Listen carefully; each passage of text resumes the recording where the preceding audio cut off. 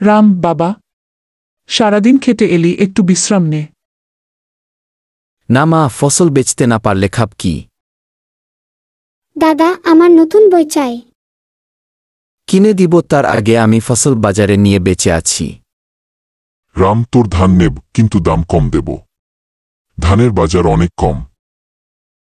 না বাবু, আমার ঘরে খাওয়ার মতো কিছু নেই। চাইলে ধার দিতে পারি, তবে সুদ লাগবে। না বাবু, ধার না, পরিশ্রমে বাঁচতে চাই।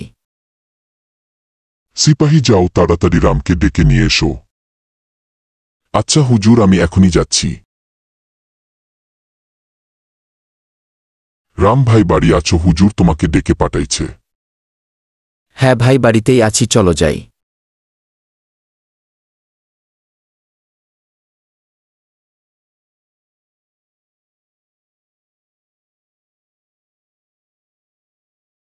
কি হয়েছে হুজুর, আমাকে ডাকার কারণ? তুমি কি এই মাসের খাজনা দিয়েছিলে? না হুজুর, ফসলের দাম অনেক কম, তাই খাজনা দিতে পারিনি। অত কথা বাদ, খাজনাটা তাড়াতাড়ি দিয়ে দিও।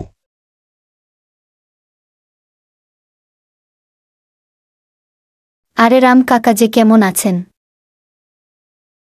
ভালো না মা, বাজারে ফসলের দাম অনেক কম, এই দিকে আবার খাজনা দিতে পারিনি। আচ্ছা, আমি আপনার কথা বাবাকে বলবো। বাবা, রামকে এত কষ্ট দিচ্ছ কেন? সে খাজনা দেয় না। তুমি যদি কৃষকদের সাহায্য করো, তারা বেশি উৎপাদন করবে। তা যদি হয়, তবে চিন্তা করে দেখা যায়। রাম, তুমি কি পারবে অন্য কৃষকদের নেতৃত্ব দিতে? যদি আমাদের সুবিচার করা হয়, অবশ্যই পারব। আচ্ছা, আমি খাজনা আদায় কমায়া দিব। রাম, তুই সত্যিই আমাদের নেতা। দাদা, এবার আমার বই হবে তো? নিশ্চয়ই। আমার ছেলে বড় হয়ে গেল। এবার তোদের ফসলের ভালো দাম দেব। আমরা পরিশ্রমের ন্যায্য দাম চাই বাবু। তোমরা এখন ভালো আছো? হ্যাঁ রাজকন্যা, সুবিচার পেলে কৃষকও হাসতে পারে। তোমাদের জন্য নতুন জলাশয় বানাবো।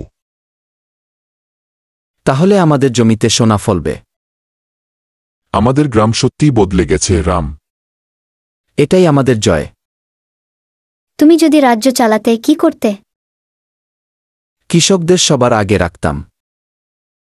তাহলে তো তুই রাজার থেকেও বড় হবি। আমি কৃষকই থাকব, কারণ জমিতেই জীবন। দাদা, আমাদের গ্রাম এখন স্বপ্নের মতো। রাম, তুই সত্যিই মহান। গরিবের ঘরেও আলো জ্বলে, যদি ইচ্ছা শক্তি থাকে। এবার তোদের ফসল সেরা দামে কিনব।